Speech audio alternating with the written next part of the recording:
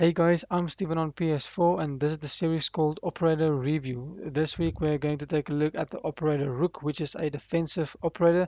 I won't be uploading any videos maybe from now until maybe next year. I will be away for holidays, so I hope you guys do enjoy this and find this helpful for your gameplay in Rainbow Six Siege.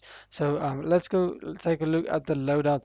This Operator Rook it drops a supply bag full of armor plates for the team to use.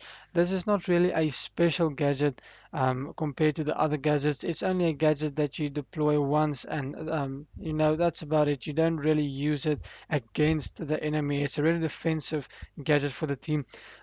Even though this operator I've seen is one of the most used operators on the defensive team since it is so powerful when you are using that that armor plates. So the weapons we have on primary is the P90, the MP5, and the shotgun, which is a 12 gauge.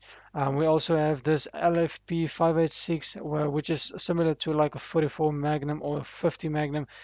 We have the P9 that I use the most. I do put a suppressor on it just to have that silent capability when necessary, and also we have a deployable shield and the barbed wire. Let's go quickly take a look at the P90. The damage is 30, which is really low for a game like Rainbow Six Siege. The rate of fire is really good, 970. Mobility 45, which is good. Capacity 50 rounds, which can really help you dealing with multiple enemies or just peeking a corner longer than your enemy team.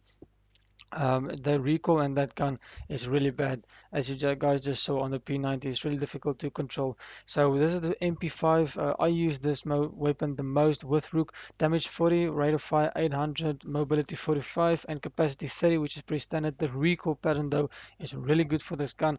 In the beginning, I really doubted using this weapon just because of the damage, and it's a small SMG.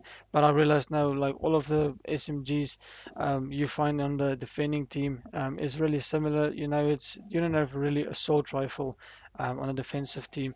But in any case, this MP5 is really good, guys. You go give it a try. It's a really good one. I do not use this 44 Magnum. I'm just going to call it the 44 Magnum so everyone knows what I'm talking about.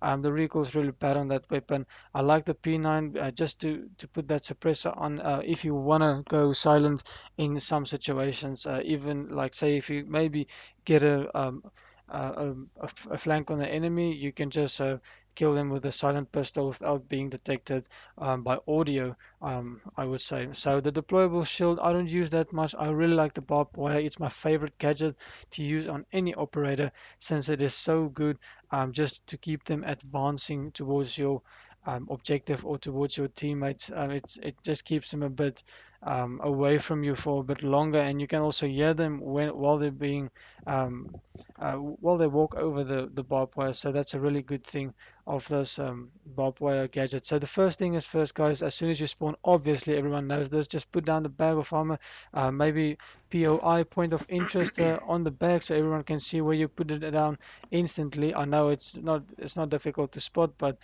do put it on the ground as soon as possible.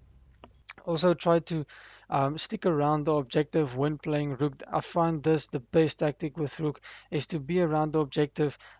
Say if your team defends really aggressively and they do get taken out, and you find yourself in a position where you may be 1v3 or 1v4 even, that you the last guy and you will be probably the most difficult guy to take out since you have that high armor and also armor plate that you equipped when you picked it up from the bag. Obviously, I know that headshot is headshot, pistol or assault rifle. I mean, even if you're a Rook or even if you're Jagger, headshot is headshot. So yeah, that's kind of a bad thing. But still, try to be the last guy when playing Rook. Be next to the objectives. Try to force a choke point for your enemies as they advance towards the objective. In this scenario, yeah, I really got to take out a couple of guys, help my teammate back up. We storm. I told him on this at this stage, let's push for the guy. It's only 2v1, and yeah, luckily he got the guy. Also destroy the diffuser. So guys, when it comes to Rook, I don't have that much that I can give you based on strategy, because you're really limited based on the gadget you have. You can really just help your team not get shot easily in the chest. That's about it. But if you play Rooks, stay close to the objective. Try being the last operator to be taken out in your team if it has to be like that. So try to improve your gun skills before using Rook, because you really need to rely on gun skills when using Rook since you do not have a special gadget. Guys, I do hope you find this helpful. Thanks for watching.